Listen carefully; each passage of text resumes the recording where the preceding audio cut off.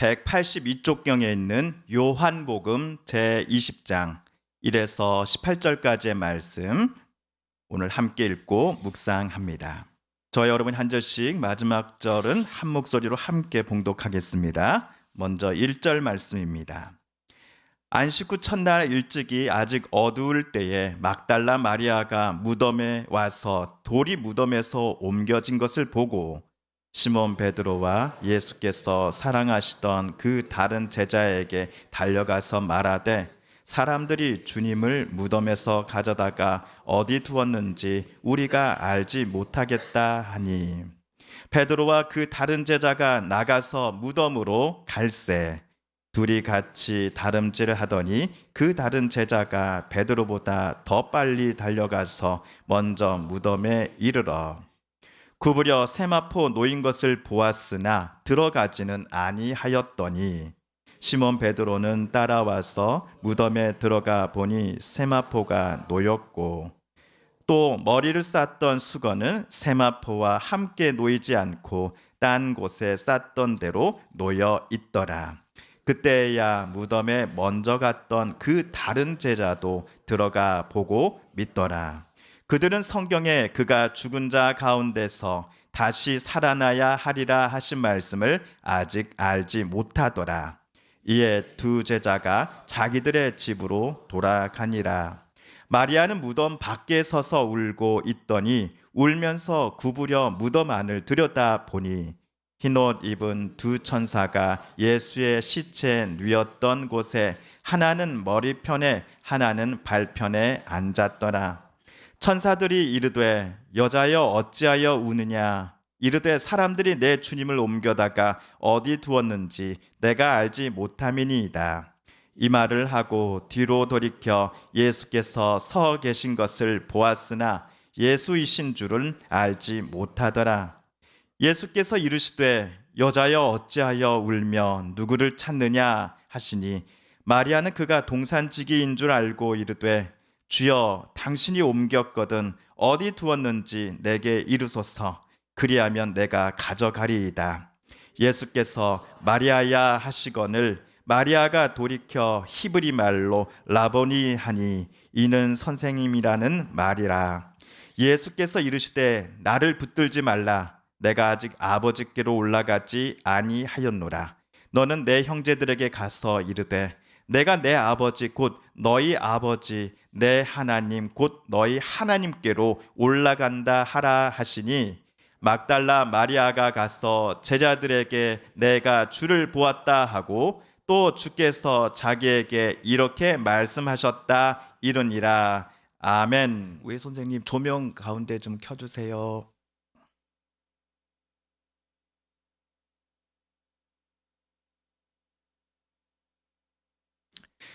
오늘 우리가 읽은 성경 본문의 초반부에서는 크게 세 명의 인물이 등장합니다.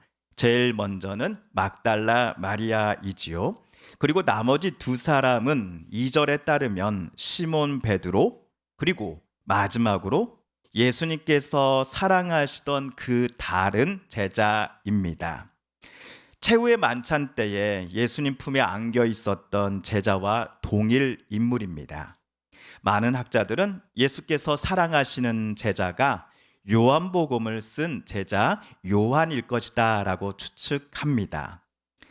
그렇다면 막달라 마리아에 대해서는 성경이 무엇이라고 말하고 있을까요? 누가복음 8장을 보시면은 막달라 마리아라고 하는 여인을 누가복음은 이렇게 소개를 하고 있습니다. 함께 읽어볼까요? 시작.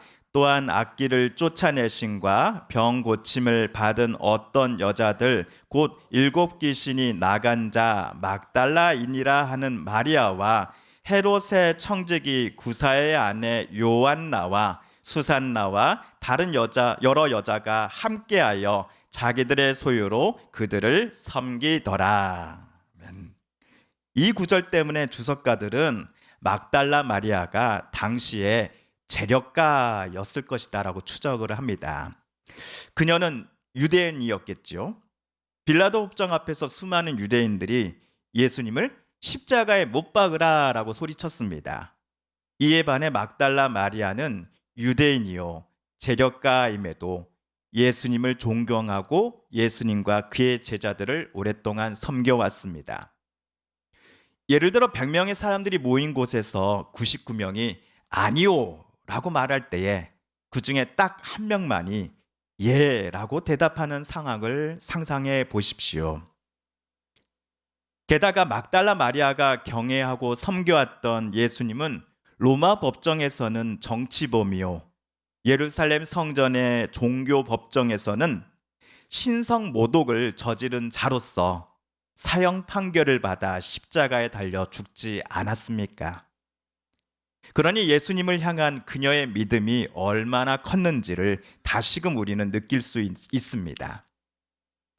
예수님께서 겟세마네에서 체포되어 제사장의 뜰 안으로 끌려가셨을 때에 예수님의 수제자인 베드로는 3번씩이나 예수님을 부인했습니다.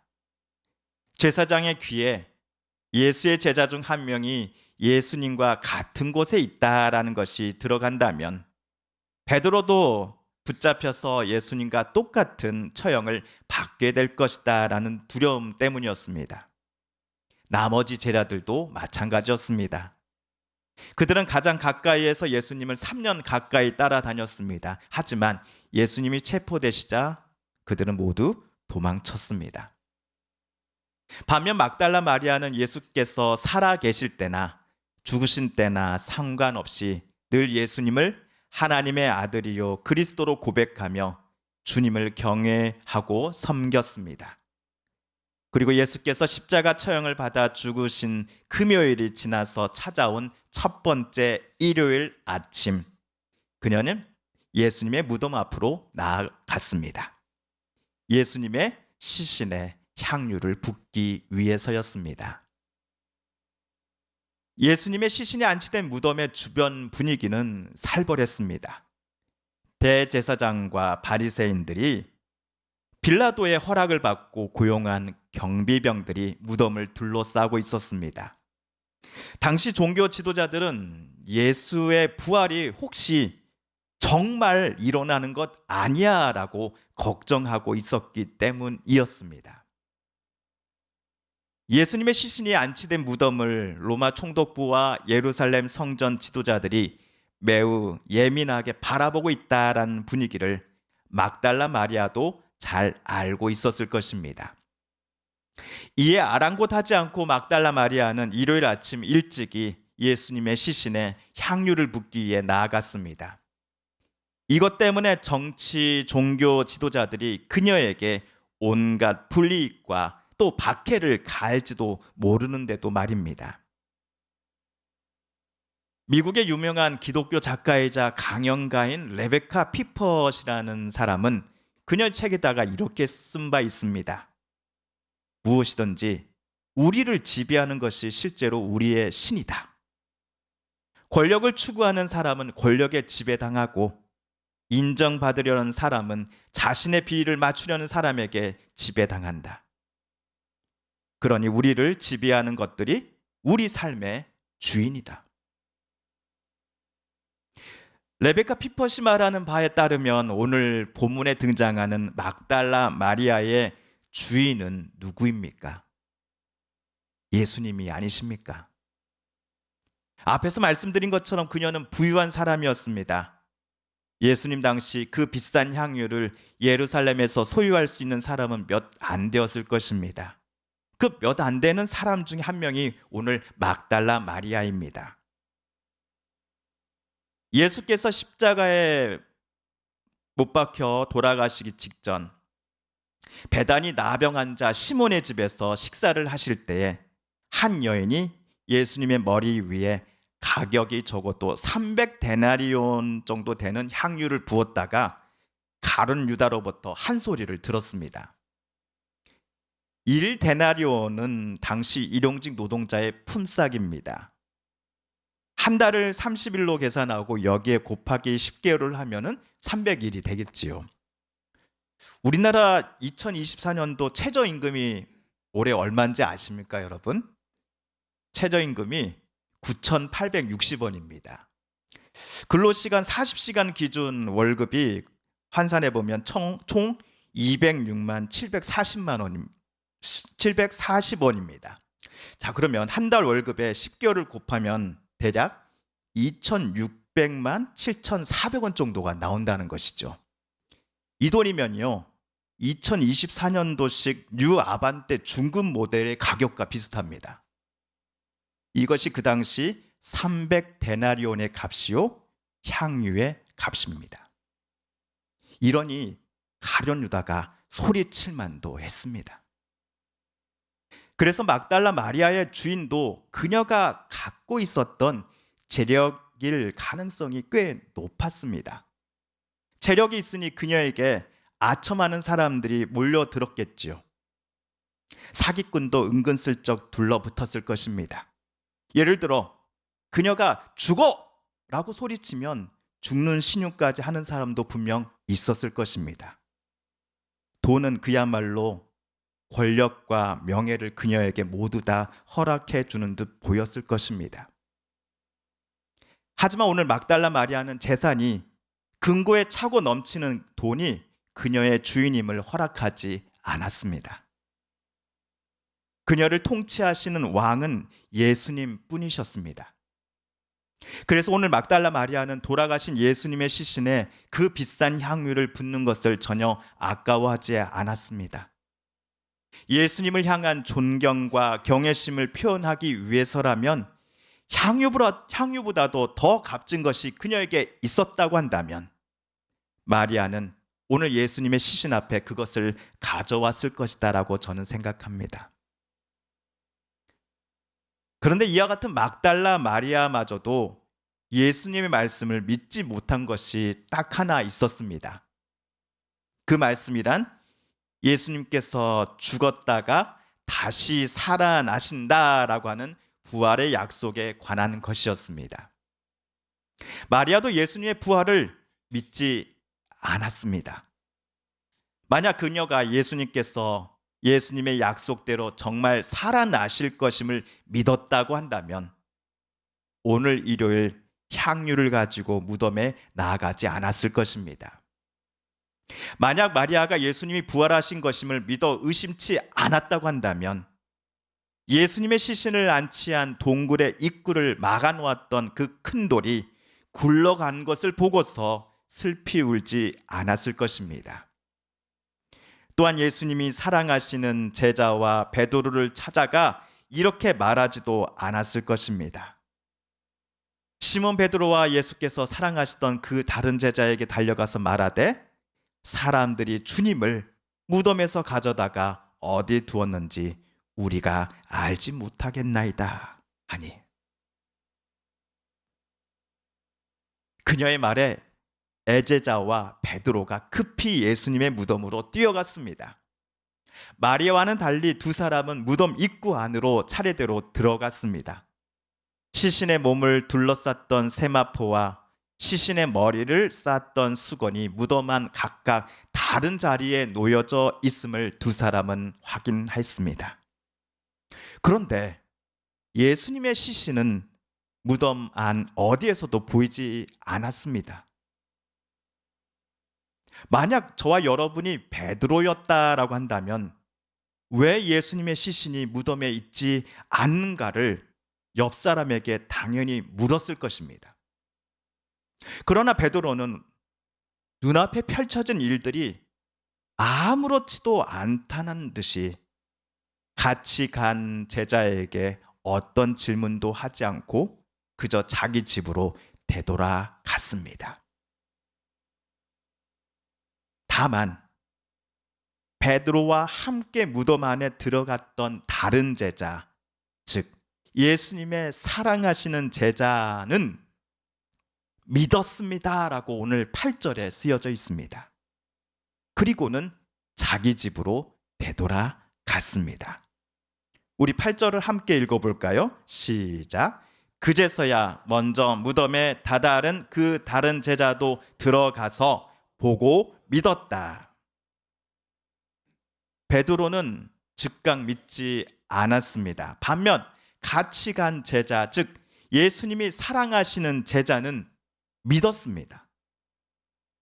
도대체 애제자가 무엇을 믿었다라는 것일까요? 무덤 안으로 먼저 들어간 베드로가 세마포와 수건만 있고 예수님의 시신이 없네 라고 말한 말을 애제자가 직접 자기 눈으로 보고 베드로의 말을 믿었다라는 것일까요? 이것이 아니라면 그가 오늘 무덤 안을 둘러보고서 믿었다라는 것이 도대체 무엇이란 말입니까? 대부분의 학자들은 예수께서 죽음을 이기고 다시 살아나심, 즉 예수께서 부활하셨다라는 것을 요한이 믿었다라고 주장을 합니다. 물론 바로 아래에 있는 구절 때문에 애제자라는 별명을 가진 요한이 예수님의 부활을 믿었다라고 말하는 학자들의 주장이 과연 맞나? 라는 의문이 우리에게 생길 수도 있습니다. 물론 베드로처럼 요한도 구약 성경이 부활에 대해 말하고 있다라는 것을 오늘 빈 무덤을 보고서도 완전히 믿지 않았을 것입니다. 그럼에도 세마포가 마치 시신만 증발해 버린 것처럼 처음의 모양을 그대로 유지하고 있는 것, 또한 시신의 머리를 싸맸던 수건도 다른 곳에 가지런히 놓여져 있음을 두 눈으로 직접 확인하고서 요한은 예수님께서 죽기 전에 죽음을 이기고 나는 부활할 것이다 라고 하는 그 약속이 성취되었음을 오늘 빈 무덤을 보고서 믿었던 것입니다. 그리고 나서 요한은 엊그제부터 자기 집에 모시기 시작한 예수님의 어머니 마리아에게 예수께서 부활하신 것 같습니다 라고 전하지 않았을까요? 만일 누군가가 예수님의 시체를 훔쳐간 것이라면 세마포와 수건이 이렇게 가지런히 놓여져 있지 못했을 것입니다. 누군가는 예수께서 십자가 처형 시 완전히 숨을 거두신 게 아니라 잠시 기절을 했다가 무덤에서 의식을 되찾았다라고 말하기도 합니다.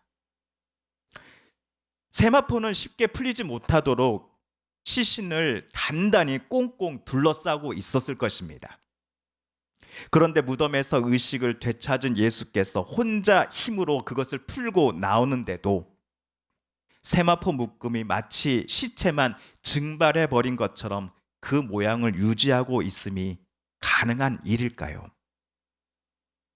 예수님의 부활을 부정하는 사람들의 말이 오히려 터무니없는 말이었음을 저와 여러분은 막달라 마리아의 다음 증언을 통해 다시금 깨닫게 됩니다. 오늘 본문 18절입니다. 시작. 막달라 마리아가 가서 제자들에게 내가 주를 보았다 하고 또 주께서 자기에게 이렇게 말씀하셨다 이르니라. 아멘. 오늘 그녀는 분명히 빈 무덤을 보았습니다. 그래서 그녀는 슬펐습니다. 울었습니다. 불쌍한 예수님, 아무 죄 없으신 예수님이 십자가에 못 박혀 죽으심도 너무나 마음이 아프건만 돌아가신 후에도 사람들이 예수님을 가만두지 않는다라고 마리아는 생각했을 것이기 때문입니다. 하지만 시신이 있어야 할 무덤이 비어 있다는 것 때문에 슬픔이 가득했던 마리아의 마음이 잠시 후 희망과 소망이 샘솟고 있다는 것을 우리는 보게 됩니다.